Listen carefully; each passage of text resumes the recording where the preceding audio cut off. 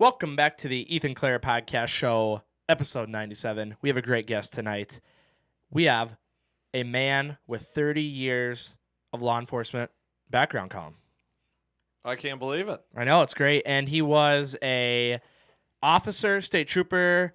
He was a DEA agent, Federal Special Agent, and now a private investigator. He's got some amazing stories. He's done a lot of crazy stuff. I'm sure he's met a lot of crazy people doing this, and I have a lot of questions for him, so I'm excited to talk to him. Yeah, it's going to be a good one. I got a lot of questions for him, too. So Yeah, it's going to be a good one. So let's jump right in and talk to Larry Forletta.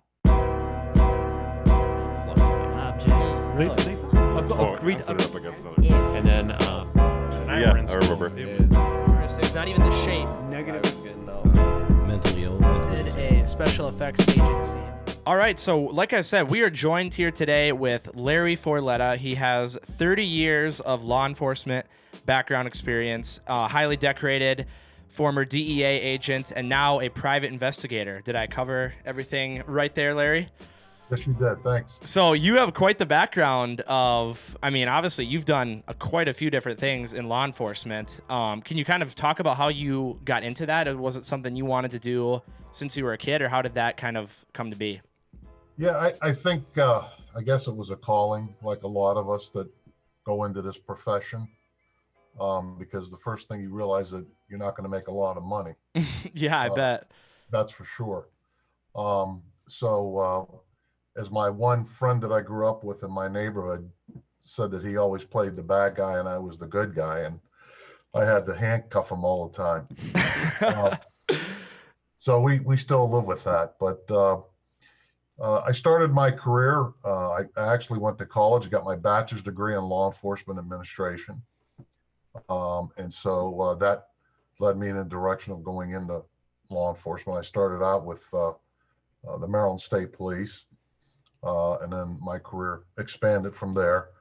I worked in uniform for about 3 years, and then almost 5 years I worked undercover narcotics. Wow. And that kind of got the bug in me to something I thought that was probably one of the most challenging aspects in working in law enforcement, and that's working undercover.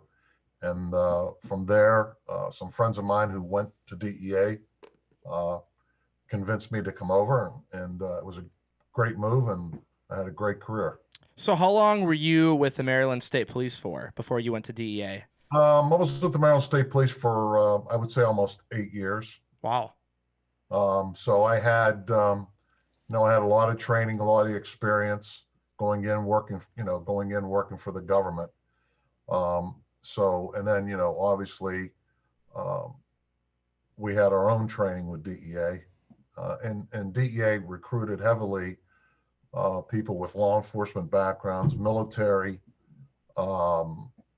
a variety of, whether you have an accounting background, some lawyers, et cetera, and really a really well-rounded makeup of people. That's interesting that they would go for a wide variety like that. You'd think they'd be mainly targeting law enforcement, but as you said, they're kind of getting a bigger group of people. Why? What's the reasoning for that? I think they look at, because I believe that they can train you the way they want to. So a lot of times, when you're coming in as a seasoned law enforcement officer, there's some resistance in some way. Well, you question maybe the way they do things as opposed to the way you were trained prior to going in that direction. Yeah. So a lot of times that's kind of what they do, but they don't take anybody right out of college. You have to have some work-related experience. And usually most people are probably around, I'd say between, depending on 25, 28 years old. I was about 30 when I started with DEA. Gotcha. So they're looking for well-rounded, mature, developed individuals. Yeah. And I don't want to jump right to the tough questions, but something that's been coming up a lot lately in the news is whether police need more training and what that involves. With your experience being a state trooper or state police and then going to the DEA, What's your perspective on it? Because we can all sit here and have our own opinions on it, but from somebody that's actually lived it, done it, what's your opinion on that when you have all these media companies and all these people coming out saying cops either, a lot of people are calling for defunding, but a lot of people say opposite, we need more funding, we need more training. What's your opinion on that? Well, training is always a good thing. You can never have enough training, okay? But when you look at the history of law enforcement way back in the 50s and 60s, it's made a dramatic 360 change in the way law enforcement has done their job. And so what you're hearing today is a very, what I considered untruths told by the news media. I think they distort for their own selling point about what law enforcement really is. Law enforcement in today's world is the melting pots of the community that they serve. For example, a lot of minorities are now involved in law enforcement, and they were in when I was started back in the late 70s, and they moved up in rank. Some of them are police chiefs in some of the major cities. Chicago is an example. Atlanta. I mean, Philadelphia. I could go on and on about law enforcement. You hear this word that the news media likes to use called systemic racism. And that's, to me, that's far from the truth. When you have leaders and I'll give you an example. When you look at the Detroit Police Department and the police chief that leads there, I think he's doing a great job. And, Detroit believes in their police. And you also have to have the community to believe in you also. But, you hear this narrative that the news media creates, defund the police, systematic racism. Well, if you say it enough, people begin to believe it. Look, every profession has bad apples. We all realize that, okay? Most of us in law enforcement know about integrity and about how to do things properly. There are bad apples in every aspect, not only in law enforcement, but in life.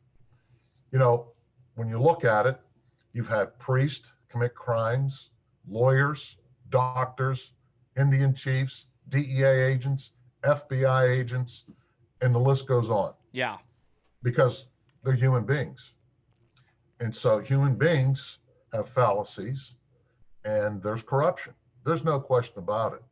But when you look at the big picture and you're saying about 99% of law enforcement is honest, then that's really the truth behind it, not what some news media tries to give that type of perspective.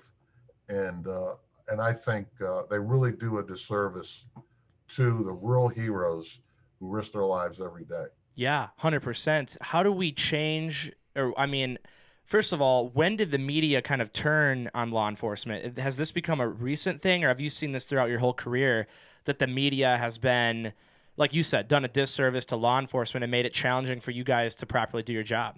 I think a lot of it has to do with leadership in those communities. Mayors in some of these big city communities, where they want to make it appear that they support law enforcement. New York City is a classic example. I think de Blasio, who has really gave the police a bad name, a black eye, in the way he's done things and the way police are treated in New York. I know some NYPD officers, they are leaving in droves. Wow. They can't wait to get out. And that's sad because I could tell you, as a DEA agent, I worked investigations with NYPD, one of the best law enforcement agencies in the world. Top-notch people. And I can speak for a lot of different other law enforcement agencies that I worked with. But when you have leadership that doesn't support law enforcement, that's the effect of it. When you're looting and you're burning and nothing's happening to the criminal element, then that's what's going on. And I think in society as general, we have changed. We have lost our respect for our institutions, whether it's law enforcement, churches, to name a few. I think we're at a crossroads in our country of turning turning our country into something that it should never be. Yeah, I 100% agree. And you are out on the East Coast. There's a lot of really bad cities out there. Baltimore, New York, the crime rate and I mean, especially talking about Baltimore. And you were a Maryland state trooper, so did you work directly in Baltimore? Did you directly see the crime there? Oh yeah, absolutely. When I was working narcotics, I worked undercover in the city of Baltimore. And I could tell you, even in, of course, I'm going to be dating my age here, but 1979, I was on the Maryland State Police Tactical Unit, and we had a major snowstorm come through. And so there was some looting that took place. With our assistance to the Baltimore City Police Department, we quelled this disturbance in 2 days. Wow. The reason behind that is because the politicians, the mayor and the governor, supported law enforcement, and they were Democrats. Really? Okay. Yeah. So when you hear people say, well, Democrats are not for law and order, I can say they were 30 years ago. I think today it's changed quite a bit. That's weird, though, isn't it? How the change has become like a party line thing where Republicans, conservatives are more supportive of law enforcement. And obviously, we're not making blanket statements. There are liberals that support law enforcement. Oh, yes. You're just not seeing it as much right now. And I think that might have to do with the current political environment that we're in. It's just kind of, you know what I mean? Yeah. That's how things are right now. Yeah, I see that. I mean, when you look at the Seattle Police Department and Portland, it's devastating to the police officers there that cannot do their job nor be supported by the political people that run those cities. Yeah. And I can't just say all Democrats are all the same, but I'm going to say now the extreme left wing of the Democratic Party has taken over in some of these cities. Some of them are even district attorneys. Wow. Some of them are funded by some ultra left wing radicals. And so they're changing the narrative. You notice when they drop bail, no cash bail. Yeah. And just recently, Los Angeles has a new district attorney. Wow.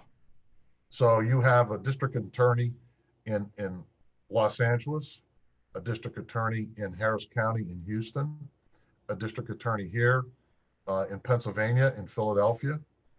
They are trying to change the effectiveness of law enforcement. It's crazy because you look at, like you mentioned, Seattle and everything in Portland with like that zone they had there, that autonomous zone, but they took over 6 blocks of the city, and there wasn't any law enforcement like allowed to go in there. Like, how does something like that even happen? It just sounds outrageous that it would ever get to that level. You know what I mean? Well, it is outrageous. And unfortunately, if the citizens in those communities do not take a stand against these politicians, then it's going to continue in those types of issues. Citizens have got to say, we're in charge and not the politicians. Yep. And you can see what happened when you let politicians be in charge. And it goes from, which was a nice, beautiful city to a place that it's a disaster. The same thing really happened in Baltimore. In Baltimore, I really enjoyed my time there, living there, made a lot of great friends there. The state's attorney in Baltimore had one of the probably top prosecutors in the country that worked out of that office. Well respected by the law enforcement community in Baltimore because they did their job. And then comes the new one. And when you watch what happened in those riots when the criminals were throwing bricks at the police over the Freddie Gray case. Oh yeah. And by the way, all those officers were either acquitted or the charges were dropped. It was a complete overreaction by the politicians. But here's the thing: when the media tells them that no, this is, this shouldn't have happened. You get people riled up really easy. And then the group mentality thing comes together and people go out in droves. And you have a lot of people out there that are probably not trying to cause damage, but then people come in and start throwing bricks and stuff. And then it becomes a herd mentality. And then things go bad. We saw it in Minneapolis, because Right. we're not far from Minneapolis Right. with the George Floyd Well, shooting. I think Minneapolis is a case study in itself Yeah. because the politicians there called for the defunding of the police. And at the same time now, they're begging the police to come back. Yeah. The city council members, they were the ones, right, that voted on defunding the police. And well, then the thing is, they're the ones that were bad mouthing the police. Now they let the criminals roam free. Okay. And so now they caused a shortage of manpower. So now they're looking for help from the transit police in Minnesota and from the sheriff's department in Minnesota. So what happens is it's the politicians that they're destroying the community, but they're also destroying law enforcement. And, we have to face reality. Law enforcement, in a sense, protects the people that cannot protect themselves. Yeah. For sure. And you have, poor communities, minority communities, they don't want to defund the police. Believe me when I tell you that. They want the police there. They're not in some gated community that have their own private security. Yep. And you heard the term white privilege. Yeah. Okay. Those are the people that are white privilege. Yep. Because they live behind gated community. They're rich. Okay. So they don't have to worry about somebody breaking into their house without having their own private security. So the people that ran or the politicians in Minnesota they're not realists. No. They're the ones that are living in these mansions. The governor of Minnesota is living in a giant mansion. And Sure. you know what I mean? They're, like you said, they're the one, the mayor, the governor.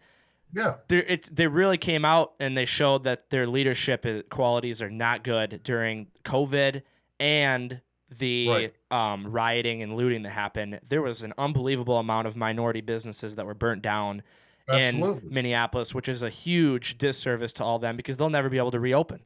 No. And so you see what happens. And then, as you mentioned, the mayor and the governor, well, they have security details. Yeah. Yep. Okay. Yep. The mayor in Chicago, she shut off a couple blocks down so she could have protection. So how is that fair Yeah. to the citizens in that community? It's not. It's ridiculous. The hypocrisy also that's came out during this whole thing. And right. And unbelievable. Right. And again, my point is that unless the community takes a stand, stops electing these types of individuals, they're always going to have these problems. Yeah. They're not going to go away. Crime is certainly not going to go away. So, and when you look at it, the reality is it's common sense. That's what it comes down to. It seems so easy for us to understand, but these government people, it's like a whole nother thing for them to try to wrap their minds around it. Like you said, we need to vote them out, vote in people that actually care about the citizens of that community. That's what it all is, Exactly. I want to talk a little bit about, you were saying you were a tactical response team in Maryland, in Baltimore or in Maryland as a whole? Well, in general, we had statewide authority. Okay. Because we've been to Baltimore before, and I think it's a scary place. We were there. We were there last year. No, 2 years ago. 2 years ago, and we were in some interesting areas, questionable areas, and then I'm like, let's go downtown. Let's get away from here. We go downtown. It's not much better. Like, it was homeless people everywhere, buildings boarded up. Can you talk a little bit about being there in the narcotics unit? What kind of things did you see? Well, I can tell you the Inner Harbor at one time, probably where you went, was a very touristy place. Really? That area was really, back in the late 70s, it was in bad shape. The mayor back then, his name was William Donald Schaefer. He changed that whole downtown area. A lot of law enforcement, everything, they took control of that area. it was probably one of the most safest areas to be in Baltimore. Now, when you go out in some of the different neighborhoods, for example, like West Baltimore, it's extremely dangerous. I don't know if you saw that advertisement that the young lady that was running for Congress, her name is Kimberly Klacik. Yeah, that viral She did a video. Yep. That's what West Baltimore really is like. Yeah. That's what it is. And that's probably like 20, 30 years ago. It still looks the same to me. Wow. So what did you see? What did you see working there? What were the things that you had to deal with being in the narcotics unit? What things came up? I'm sure you got some stories about being there. Things happened, stuff goes down. What were your They have one of the worst drug problems, don't they, in America? Yeah. Well, when I was working there, and it's probably doubled by now, but there was at least 40,000 known heroin addicts in the city of Baltimore. Wow. And I hear it's up to 6 figures now. Really? Yeah. So, and heroin was the major problem in Baltimore, and it's still, to this day, a major problem in Baltimore. So when you begin to look at it, it only got worse. Yeah. It didn't get any better. What do you do then? Do you go undercover and try to figure out where the heroin's coming into the city, or are you like an undercover drug dealer? Like, how does that work? Well, it depends on what you're doing. If you're doing undercover buys, let's say from local drug dealers, then that's kind of how it works. In some of those cases, you have street sales that go on, so you come in as a customer to make buys, and a lot of it was street stuff on the corners. Now, when you're gathering intelligence, now I can tell you as a DEA agent, when we gathered intelligence, we were buying the heroin to see what the purity was. Oh. And we had a program where we can actually trace that heroin back to its origin. For example, if it came from Asia heroin, or if it came from Colombia, because the Colombians, obviously they controlled the cocaine industry for years. Yep. And then finally they got into the heroin business, and their heroin purity was about 90%. Really? Back in the day, you're looking at 6 or 7% heroin. And most people, back then, they injected heroin. Today, all you have to do is snort heroin. And so you can see, how things have changed. The other issue is fentanyl. Oh, yeah. And fentanyl is deadly. Although it's treated for people that have, for pain and stuff like that through hospitals. But fentanyl, when it comes off the street, it's very deadly. We had, when I was working in Baltimore, at one time we had about over 20 some people that died over heroin deaths. And so you have to go back and try to work that and trace it to an organization and hold them accountable and responsible for those deaths. Yeah. Where did you see a lot of the heroin coming in from? Was it Colombian? Was it East Asian? What was your findings for that when you were in Baltimore? Most of the heroin that came into Baltimore was from, it was Southeast Asian heroin. Some of it was coming up through Mexico, but back then, the heroin from Mexico was called black tar heroin. A lot different. It wasn't refined like Southeast Asian heroin was refined. So, and we didn't see that much black tar heroin on the East Coast, mainly, out west, because of the border, the smuggling, that takes place over the border. So that was mostly like a Southwest or West problem. On the East Coast, it was more of a Southeast Asian heroin. For example, like New York City, that's a well-known source. So you had competition going on between the Colombians and the Asian criminal organizations bringing in heroin. So, and that's how all this, eventually evolves. Wow. So tell me a little bit about your role and getting into the DEA. What was your official title when you were with the DEA? Well, we start in, as I mentioned to you, we go through training. Once you graduate, you're called a special agent. So in the federal law enforcement arena, under criminal investigators, they're referred to as special agents. Sort of like, if you're in a police department, you're either called officer or detective, but on the federal side, it's special agent. And then you are assigned cases based on different levels and how long you've been there, or how does that work? Well, basically, you're teamed up with a senior partner, and then as the information comes in, or we have informants that come in or call or whatever, then we work together, and that's kind of how it works, because you usually work with a seasoned investigator. You learn from that seasoned investigator, just like I did, even though I was seasoned in one sense with my own experience. But there's the federal government does things a little bit differently maybe than the local or state authorities do. And so and the one thing that made us different in a sense is because of the federal laws. For example, in conspiracy laws, that's how we caught major drug traffickers. It wasn't that we caught them with 5 kilos in their hand. It was that we were able to prove that they were dispensing hundreds of kilos. Wow. And that's through witnesses and evidence and so on. So it's not like you catch somebody with 5 kilos of, let's say, cocaine, and they're considered a major player. They're not. They're really not a major player. Really? What do you do then to gather that intelligence? Are you guys doing surveillance? Are you watching properties, phone? Are you wiring, getting phone taps? What are the different things? Yeah, wiretaps is one technique. Surveillance is the use of informants, things of that nature that sort of put everything together. Whether you're getting bank records or whatever information that you're trying to gather at the time. And usually we have a federal grand jury that we present evidence to with a federal prosecutor.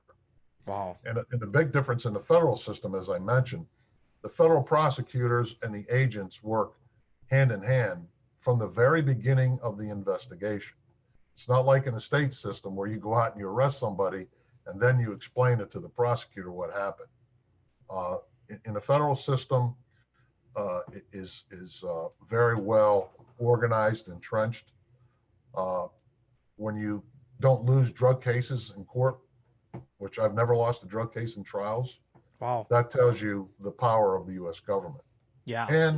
And the ability of the investigators and the prosecutors to put these type of cases together. So the DEA comes in instead of the FBI or anything. What's the difference? Is it just drugs that the DEA covers, or when does DEA get covered or called in? Yeah, we are DEA is a single mission agency, and being a single mission agency, we are the real experts in the drug world because that's our exclusive jurisdiction, and that's what we do for a living. So we have a couple different approaches where we work, on major organizations. We also have what they call a diversion unit. They work strictly on doctors and pharmacies. They do audits. So there's a whole different components of DEA. And, with drug investigations, there's financial investigations for money laundering and things of that nature. And so what we do is we use all of our resources, but we also work a lot with the local, state, and other federal law enforcement agencies. And that's only domestically. We're DEA's in probably over 70 countries. Really? Yeah.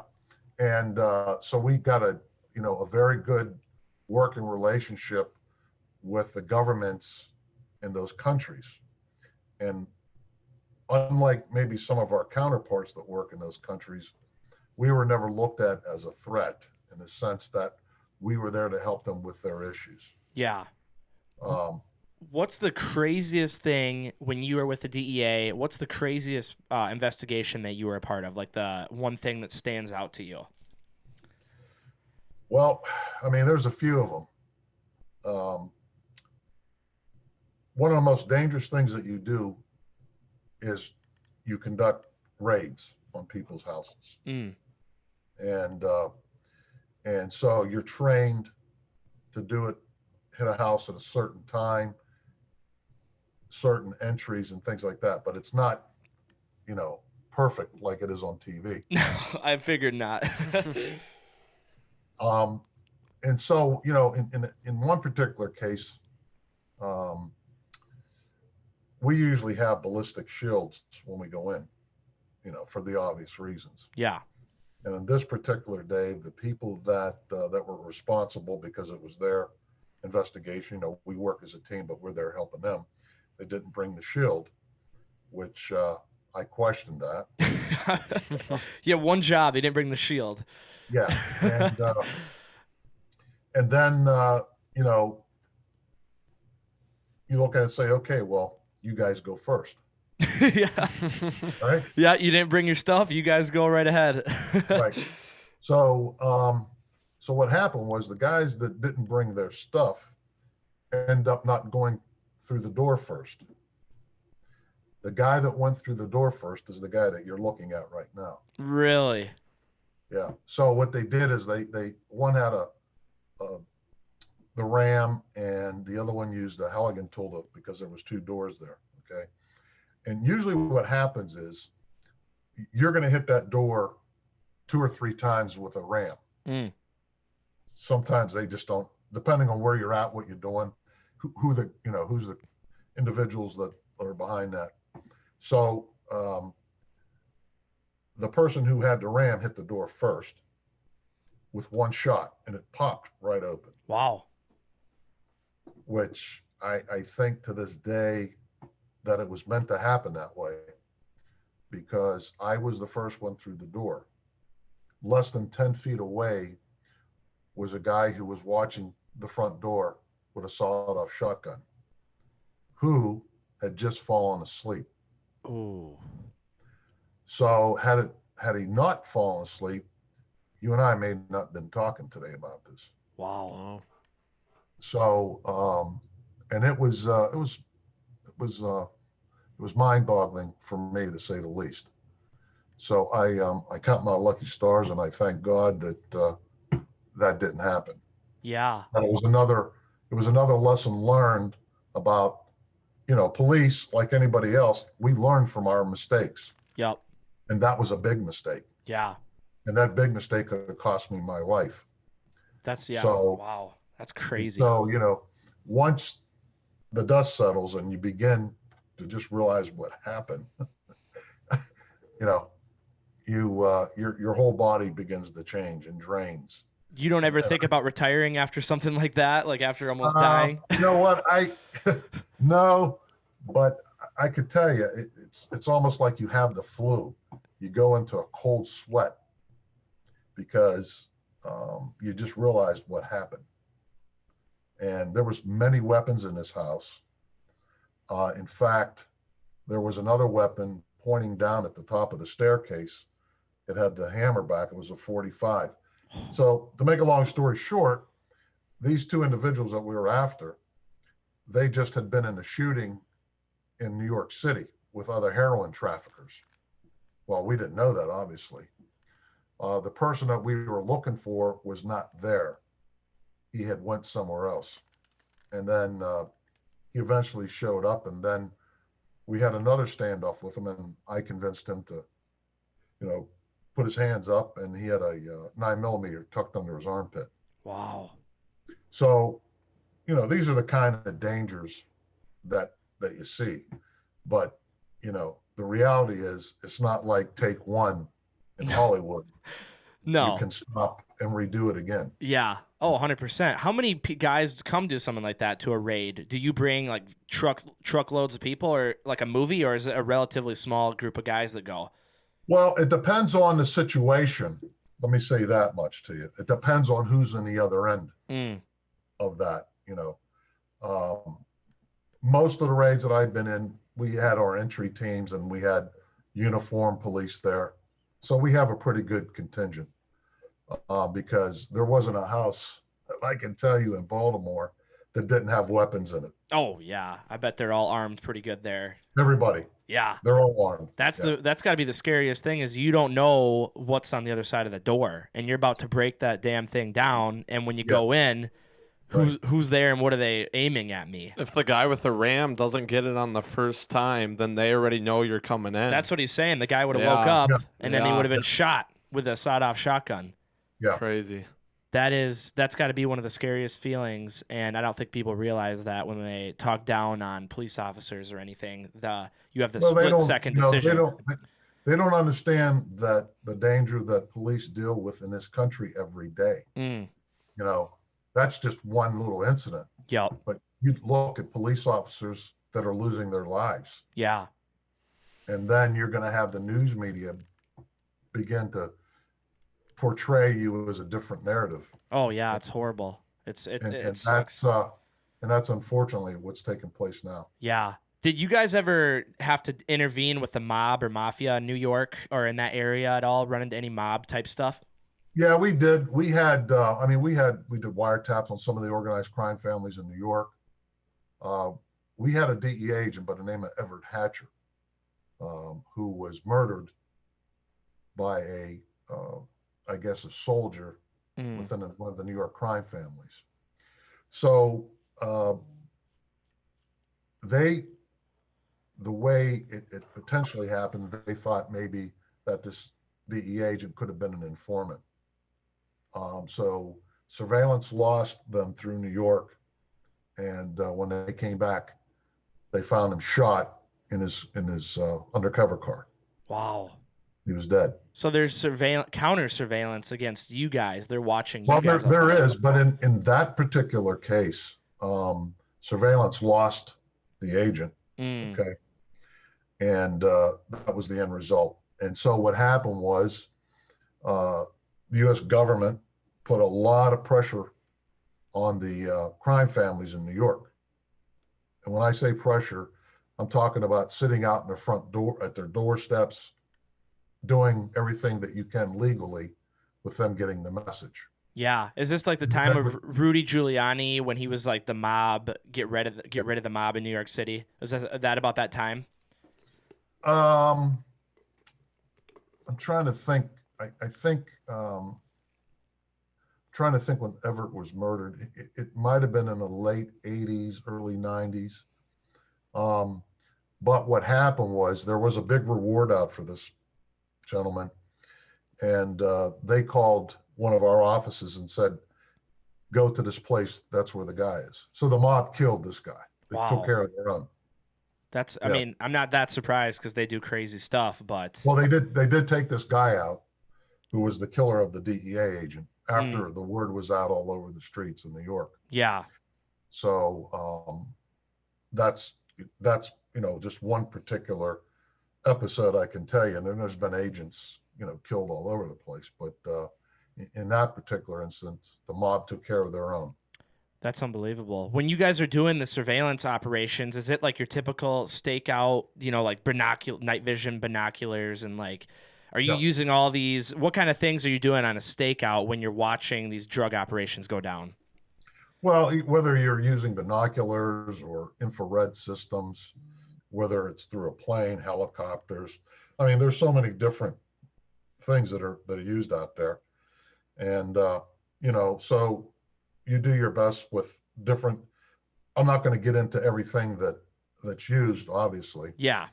But there are a lot of different things that are done, concealed cameras, et cetera, because in a lot of cases, you can't get close enough to those groups because they have lookouts or whatever the organization is. Yeah. So that just depends on the situation. Were you ever spotted during a stakeout by the group? Oh, I've been burned on surveillance. Yeah, they pick you up right away. Really? Oh, yeah. What happens then? Well, you go find something else to do. Get out of town. That's crazy. I couldn't imagine watching all this illegal stuff go down, and then that you get spotted, and it's like, Yeah, then it's time to leave. Yeah. But we had a case, I can tell you, out in San Diego, California. We were doing a surveillance, and we had shipments coming through the border from Mexico into the San Diego area. And one of the informants got jeopardized. And so what this particular crew did is, we're following a vehicle, and they had one of their vehicles as a trail vehicle. Okay. They were doing their own counter surveillance, which is what these organizations do. We're talking about cartel organizations out of Mexico. Yeah. For example. Okay. So they actually found our vehicle, which was concealed in our office out in San Diego, because back then the DEA was located, I think, off of Interstate 5, but there was a path where you could go over the hill and you could look down in and see what cars were there. And that's what these guys did. Wow. So now that's all changed, but back then, that's what they did. They went and found the vehicle that we were using undercover. And they knew about it ahead of time. And then it jeopardized the safety of the informant. Yeah. And so we had to evacuate the informant and their family and so on. Wow. That's crazy. So you weren't just stationed out in the, Pittsburgh area. You were, for the DEA, you were all over the country. Yeah. Well, the cases that we work, let's say, for example, I started in Washington, D.C., and then I went to Baltimore, then Pittsburgh was my last stop. But the way we do our investigations, we go where they take us. So there's no jurisdictional boundaries for us because we're federal agents. Yeah.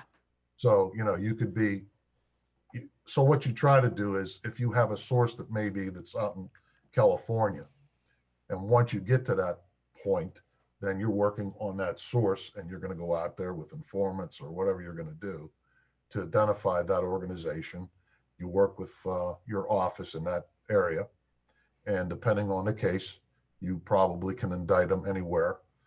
So a lot of times when we establish venue, let's say in Maryland, the District of Maryland, we would do the indictments there, and we would arrest them out in California. Wow. And they're brought back to Maryland. So the term long arm of the law is what the federal government is. Doesn't matter where you are. No matter where you are. And you can be overseas too, by the way. Really?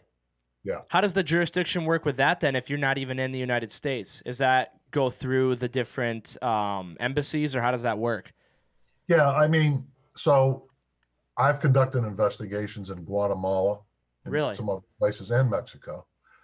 And so we work with the locals in that area with our offices and so on. And we do indictments, let's say here in the United States, as long as we have a treaty, international treaty with that country, then we can extradite their citizens into the United States. So what we do is we get an indictment, let's say in Virginia, and we have to go through the State Department. It's translated in whatever language it goes to that country, and then you execute that warrant as approved through the State Department in that country courts. Okay, so like, for example, in Guatemala, we had to go to the Guatemalan Supreme Court, get that extradition warrant approved through them, and we're working with the local authorities in Guatemala. And that's kind of how it works. Now, we didn't have, back then when we were doing some of these cases, Mexico would not extradite their own. Really? It wasn't till, I'd say, 2000s maybe? I can't remember. Really? But no, they would not extradite their own citizens to the U.S. But you see, what happened was, when you look at the history of this, in Colombia, the thing that kind of turned around Colombia's issues were they were extraditing their key people back to the United States. And so those drug traffickers in those countries know that they're going to get justice in the United States. They're not going to escape. No. Unless you're Okay. Pablo Escobar or something. Well, Pablo Escobar didn't escape. He died. He got killed. Oh, But yeah. El El Chapo, Chapo. That's what I'm thinking of. El that's Chapo. a, Yep. yeah, yeah, El Chapo, who was a Mexican drug trafficker. Escobar was a Colombian, Gotcha. but he escaped through prisons in Mexico. Yep. But obviously he's now tucked away in a federal prison that you're going to have to go pretty far underground to get him. Really? Yeah. He loves the underground, so they might have to be careful there because he's Well, a yeah, professional tunnel digger. I think he's out of material. Yeah. That's crazy. Is the reason for extraditing people because we have such a harsh justice system here and other countries are pretty lean with them or whatever? Well, you have to understand the politics in those countries. A lot of the drug traffickers control the politicians, Mm. and sometimes their own judicial system. Wow. That's So that's unbelievable. why they're afraid to get extradited back to the United States. Yeah, because they know they're not They going to get know. away with it. They know what's going to happen to them. Yeah. I want to talk a little bit here now about currently the final piece because we have the Maryland State Police, Federal Special Agent for the DEA, and now Private Investigator. So talk a little bit about transitioning from the DEA into private investigating. I mean, it must have been pretty easy because you have all the skills necessary to do that.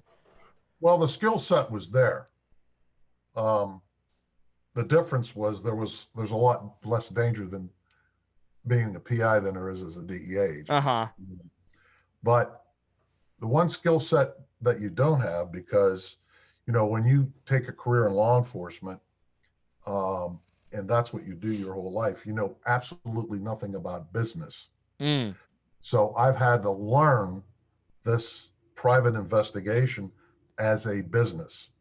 Yeah. Marketing, budgets, things of that nature, which is a big thing, is getting the word out about you. Usually word of mouth, obviously, is the best. And I was fortunate enough when I came back to Pittsburgh, some of the cases that I did in federal court, I was up against some very good criminal defense lawyers, and they hired me for some of their type of cases that we did investigations for them. And that's kind of how it starts. And then, once that word gets out, we have a website, which I'm sure you probably saw. Yeah. And we've done, a variety of cases. Some, that I've worked with families. I've had cases with sexual assaults on campuses. That's a whole different ballgame altogether. Oh, yeah, I bet. So Title IX, all that stuff changed. But then I had a missing persons case that became a docuseries. Mm. It was called the Smiley Face Killers. Oh, I was going to ask you about that. Yeah. Yeah. So that kind of changed, that perspective. So that became a docuseries on the Oxygen Network. And there was a series of these cases. Actually, two former NYPD homicide detectives actually started these profiles. And so I actually hooked up with them during the case that I was working. And eventually it came back when they decided to do a production company to look at these killers in different parts of the country. Didn't one of the killings happen in St. Cloud, Minnesota? If I remember. think so. Yeah, they did. There was, I think there was a 6 or 7 part series, and they put this together. Most of that was done then was more historical. Mm. Our case was probably the most recent one that they were looking at. And that's why we were on first. And then you begin to see a pattern there in different parts of the country where these incidents were taking place. And correct me if I'm wrong, but there were bodies being found, and nearby was a smiley face spray painted in the general area. Right. How does how do you get involved with that then, and what is your job in that series kind of? I was involved in the missing persons end of this. I worked with the family, helping them trying to find their son. Mm. And I worked with the law enforcement authorities in Pittsburgh, and I have, fortunately, I still had those great connections within the law enforcement community. Yeah. Some of them were old friends of mine, and that makes it easier when you're a PI because, you know, that's almost instant credibility. Yeah. You know, and if you haven't worked that realm, you're not going to have that credibility. Well, that brings me to my next question. Can anybody be a private investigator, or do you need a law enforcement background? No, you don't really need a law enforcement background, but different states have different requirements.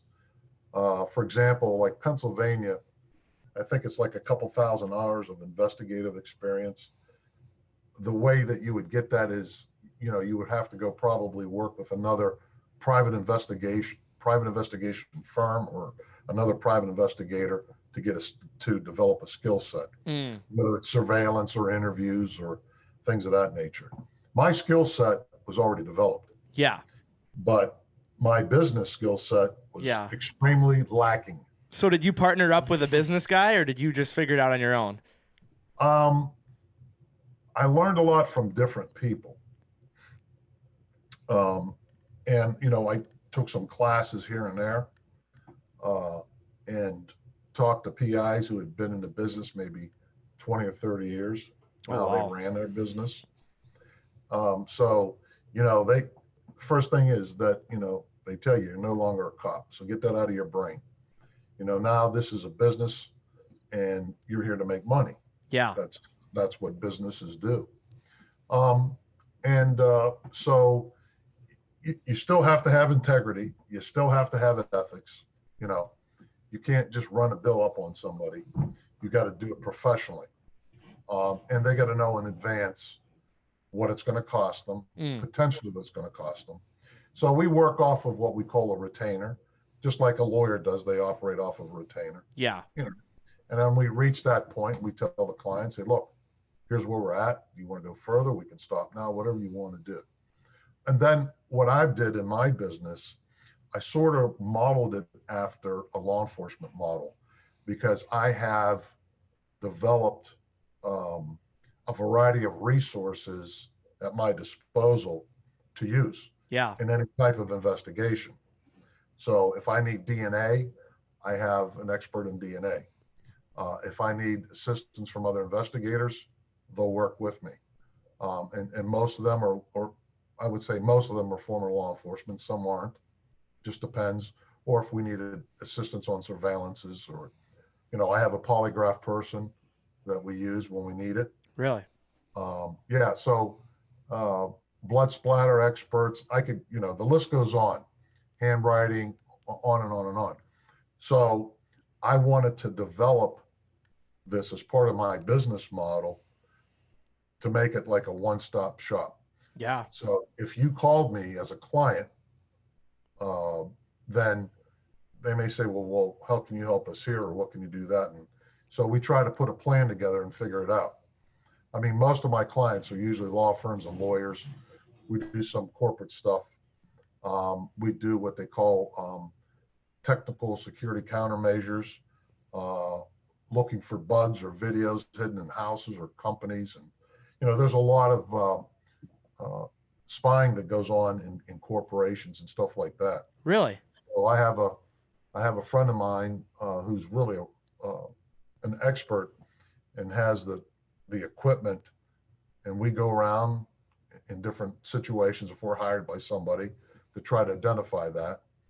And you know, so that's how that works. So that's what I'm saying. We have a tremendous amount of resources that if you have a situation, you know, whether you need hidden cameras, I'll give you an example. We had an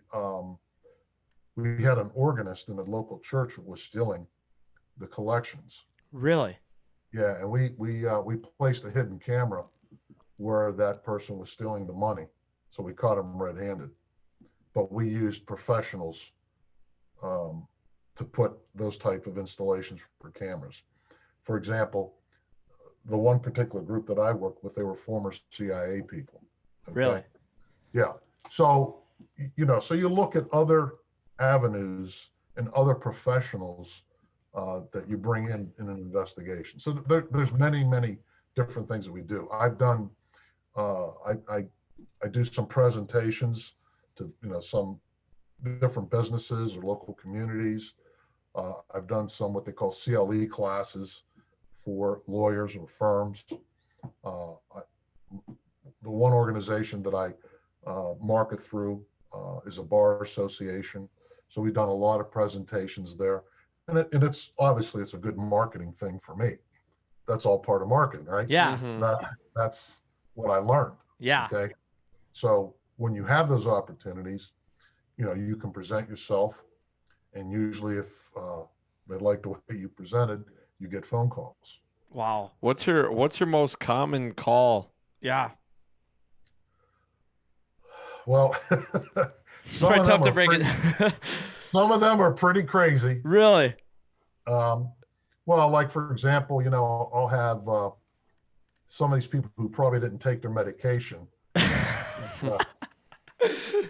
calling me about, the FBI planted a device in their head or things of that nature. So usually what I do with those folks, I just refer them to other PIs that are friends of mine. Yeah. You guys have a little thing going. They do the same thing to me. Yeah. So we just said, okay, go call this guy. He can help you. Yep. Do you get a lot of husbands or wives calling in that think they're... Yeah, we do some of that. I kind of minimize some of that stuff. We do a lot of child custody cases, and they're a challenge. Is that where the other spouse or whatever thinks that there's some abuse going on and you guys kind of have to go and check? Is that what that is? Whether there's abuse or they're not following the court order, things of that nature. The one thing that I do, we do have our call screened.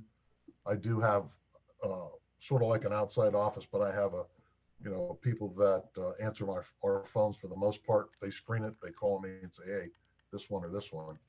So we try to screen those calls because I get these calls all day, and you got to be able to sort through them. Yeah. Yeah. But what we do is we give a free initial consultation to anybody with their issues, and then they have to decide whether they want to hire us and pay us or whatever. Yeah. To get involved in the investigation. So I've been involved in so many different types of cases, from internal thefts. We've done internal investigations for different police departments. And the beat goes on. I've been involved in homicide cases, sexual assault cases. I kind of stay away from the drug cases. Usually I don't get involved in them unless somebody's going to cooperate and they want us to come in and interview that person for the lawyers, for example. Those are the kind of things that I try to keep hands off for the most part. You had enough drugs with the DEA? You had enough drugs? I do. Yeah, I do consult. I will consult with different groups. So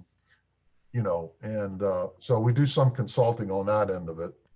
But for the most part, we look at who the individuals are in terms of what their issues are. And you have to be honest with people. You got to be able to say, look, I don't think it's going to work. Yeah. Or I think this is a law enforcement matter. You should call the police. Yeah. That's usually what I do. Yeah. Or if it's a case where I can take to the authorities, I'll do that. Now I've done that. I have taken cases to the authorities to prosecute cases. I have a recent one where we've taken it to the authorities, and through the local district attorney's office or local prosecutor's office, or even the federal authorities, who I have still a great connection with. So we'll take it there. But yeah, we do work with the authorities on cases as well, like the missing persons case that I mentioned to you in Pittsburgh. Yep. That's what I was going to ask, is when do you guys have to turn to law enforcement? Because I'm assuming private investigators can't make an arrest or anything. They can only do so much before law enforcement gets involved. Yeah. Well, the thing about private investigators, first and foremost, we're civilians. We don't have authority to make arrests. Yeah. So, that's the transition from what I did for a living for almost 30 years of my life, Mm-hmm. coming to the civilian side. So you begin to see the difference, what you could do before and what you can't do now. Is that tough for you? Was that tough, that transition? Well, yeah, you know what? In the beginning it was, because it was a total adjustment. I went from a high profile, dangerous job, Yeah. being a private investigator. And being a private investigator has it has its moments and it has its benefits to a certain extent, that that you can still help people with some of their issues or try to resolve them. Yeah. Wow. It's crazy to hear all these different things because I don't even know anybody who does anything like that. I don't know anybody around here, around Minnesota, that does that kind of stuff. And it's interesting to hear the difference between that and being a law enforcement officer, because there are so many similarities, but at the same time, there's so many differences and things you guys can and can't do. That's got to be a Right. challenge for you. Well, and some things, there's restrictions on the police that they can't do, maybe that we can. Really? Not that we're going to break the law. Well, for example, there may be some things that the police are restricted to for interviewing people. Okay. I don't have to read your Miranda rights. Mm. They do. But So, can these people? I'm assuming you're just going up to these people and talking to them. Can they freely leave, obviously, whenever they want? of course. As where if you were a cop, you could detain them and say, "I need to ask you these questions," or whatever. Yeah. That's Yeah, got to that's be the biggest challenge. Well, the thing is, the challenge is how good you are and how you talk to people and how you handle yourself. So somebody with my training and experience, if somebody opens the door, I'm in. Mm. So you have to know how to handle yourself. Yeah. Wow. So and you guys have, is it just you and the private investigation company, or is there other private investigators that are involved? No, I'm actually a sole proprietor, but I don't operate like a sole proprietor. Like you were saying, you have the connections with. The resources. Yeah. If I need additional investigators in my cases, I bring them in. And I just finished up another surveillance, just had another investigator working with me. Or if I need them to go with me as a witness on interviews or anything Yeah. that I feel that I need witnesses. The difficult part about, again, in the private side is the resources, because, in the DEA surveillance, you can have 10 agents out there. You can also have an airplane. You can also have a GPS device on the vehicle. I mean, there's so many things that you can do. Yeah. Now, you can use GPS devices on the civilian side, but it just depends on the circumstances behind it. So, each state is really different. For example, like I was mentioned to you in the internal investigation, let's say we were working with a local government and it's one of their vehicles. So, we put GPS devices on that vehicle and watch what that employee's shouldn't be doing. Yeah. Wow. That's crazy stuff. What's your craziest private investigation you've conducted so far? Oh boy. Or if you got a few crazy ones. We got time I'm sure for he that. has a lot of crazy ones. Well, there's some crazy ones. Need to write a book, Larry. Yeah, I've been thinking about that for quite some time. Looking at my career. Yeah. And because there are a lot of agents who have written books about their careers, and it's just a matter of sitting down and being dedicated to doing that. Yeah, it's gonna take a while. And I haven't found myself yet to do that. You want to hire somebody to you tell them the stories and they write it down for you. Exactly. Do you have any stories though from the private investigating that you want to bring up? Anything crazy that I mean, we don't want to hold it here too long, but if you have anything really interesting. I could tell you one of the challenging cases that I had was a homicide case where a young man got tied up with some drug dealers who were all juveniles, and their thing was to rob other drug dealers. Oh. And so in this particular incident, this young man went along for the ride, he met these individuals, and they took him to a person's house who was selling drugs, who was a drug dealer, and some other issues. They held supposedly a weapon to him at his head and walked him up.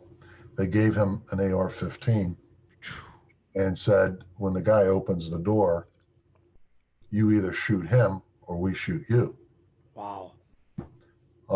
So the person who had the AR-15, who was our client, actually fired a round, didn't intentionally, from way we saw it anyways, try to kill this guy, but it hit the guy in center mass and killed him instantly.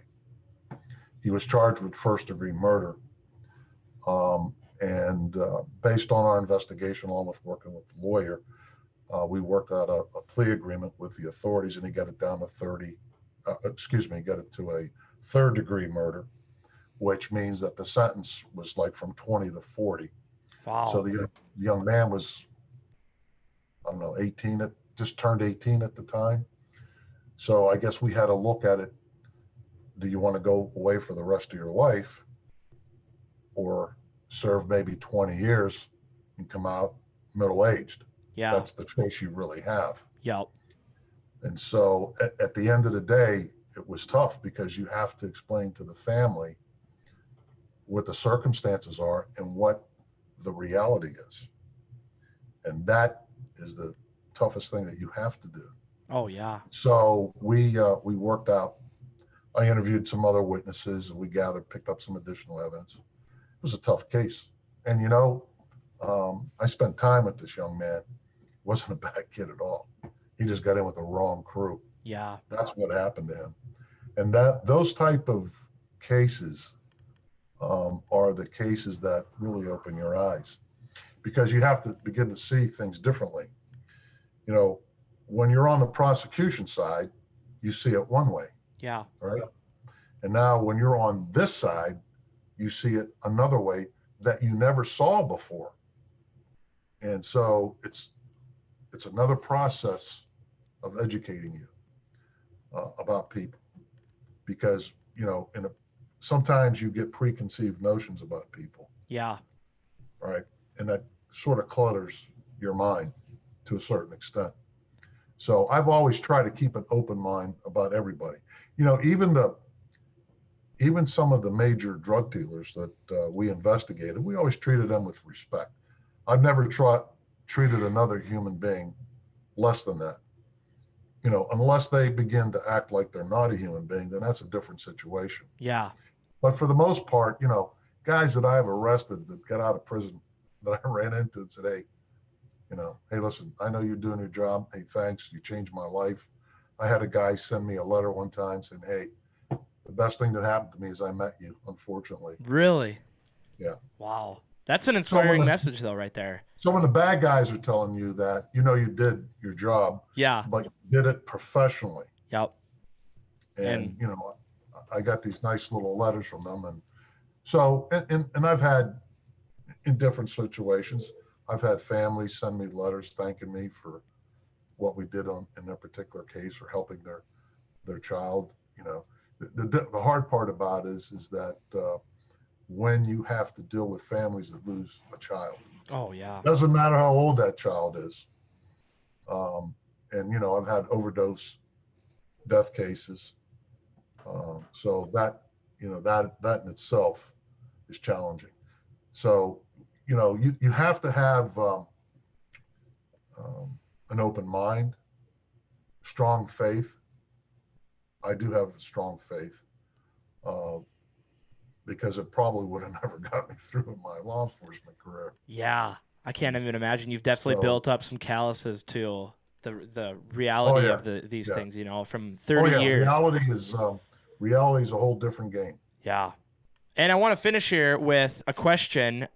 These are some awesome stories, Larry, and really encouraging stuff. One of the questions I'm going to start asking here, we haven't done this before, but I want to start asking people is, if you could go back and tell your 21-year-old self one thing, what would it be? If you could go back and tell your younger version of yourself something, what would it be?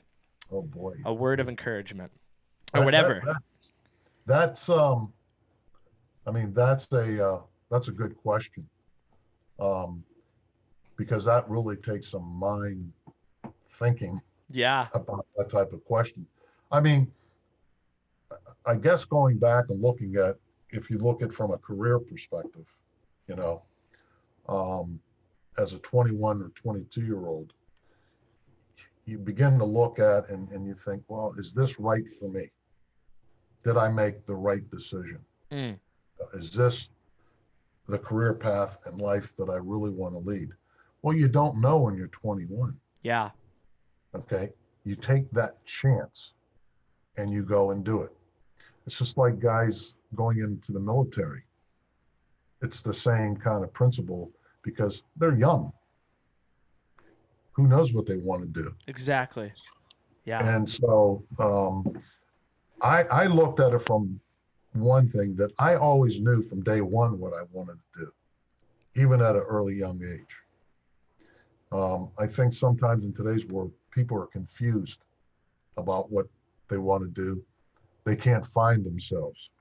You know, they don't have that calling, you know, and so to me, you have to have that calling. You have to believe in what you're going to do, because from day one, my career was to go in law enforcement.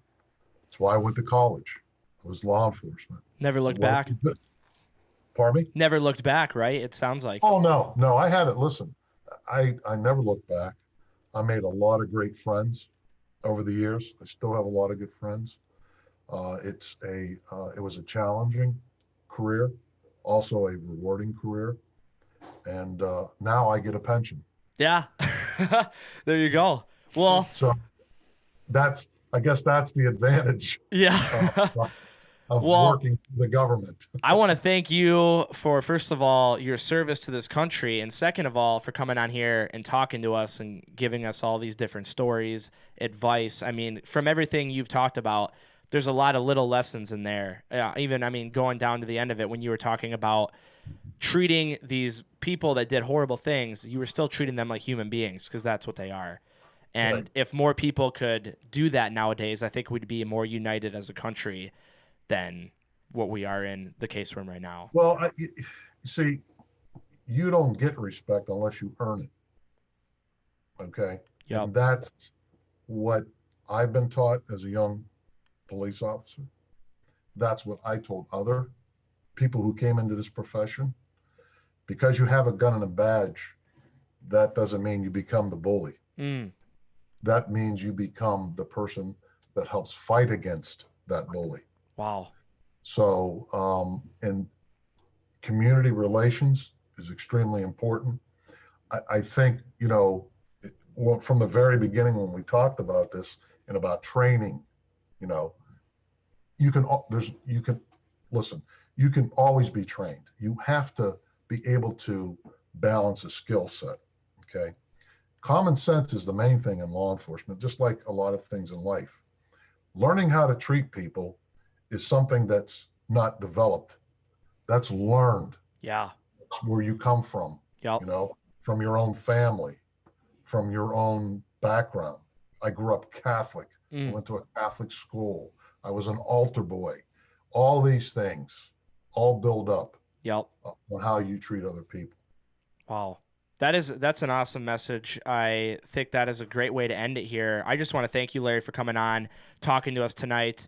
We've learned a lot. I've learned a ton. Colin, I bet you have too. Yeah, thank you, Larry. It's great hearing your stories and understanding a little better of what the DEA is all about and private investigation. I was going to say, a lot of people, I think, have a misunderstanding of what law enforcement is. So hearing your story and how you talk about it shines a lot of light on that for people, I feel like, is what that's going to do. Yeah, it's great. Well, thank you. Yeah, thank you very much, Larry. This has been an awesome episode. All right, well, that was an amazing conversation. Larry is a really cool guy. I learned a ton. I'm hoping you guys learned a ton. Colin, what were your thoughts on that? Yeah, I thought he had some great information for us, and just a great guy that is very passionate about what he does and is in it to help people out and change the world. I feel like all law enforcement officers are trying to do. I mean, like he said, some are bad apples, but a majority of them are there to help and care for the community that they're serving. Mm-hmm. And one of the biggest things he brought up to me was at the end when he said how even when he was dealing with these, these people, these horrible people, he still treated them with respect. And he said that just because you have a badge and a gun doesn't mean you have the right to go around bully people. It means you need to stand up and for people that are getting bullied by people, which that really hit home for me. I think that was a great message. And I think people just need to respect law enforcement. And obviously, like you said, there's bad apples, but you talk to a guy like this who was genuinely doing the best work he could, cares about people, and deserves respect because he gave it to people. And that's the biggest message I think we can get from this podcast. I think it was awesome talking to Larry. I wanted to talk to a retired DEA agent or just someone that was part of a government agency that did undercover work. So I think this is perfect. Yeah, it was a great episode. So, yeah. Ethan, we're getting close to 100 here. Who are we going to get on for 100? I don't know. I was thinking about that for the 100th episode, what we're going to do. Because it'll be the 100th episode comes out on New Year's Eve of 2020. I looked at the schedule. Isn't that crazy? That is crazy. Yeah, so we're going to have something planned out for the 100th episode. I don't know if we're going to call in, get a bunch of people here that we've had on before. It's crazy. I don't think from the beginning when we started this, we would have thought we'd be going for 100 episodes. I didn't. We've made it a long way, and I haven't been on all of them, but you've been on each one, obviously, since it's the Ethan Clare show. But yeah, it's been a good time. It has been. Talked to a lot of great people. Yep, and that's what a perfect time to end it on the new year, 2020, and go into 2021 and even get more great people on here. So thank you very much for watching. Make sure you leave us a review if you enjoyed the show. Like, subscribe. We have a Facebook page where we post updates about the show. Again, thank you to Larry for coming on, talking to us. It was an awesome time with him. Thank you, Colin, for producing. Thanks for having me. We'll be back next week. This is the Ethan Clare Podcast Show.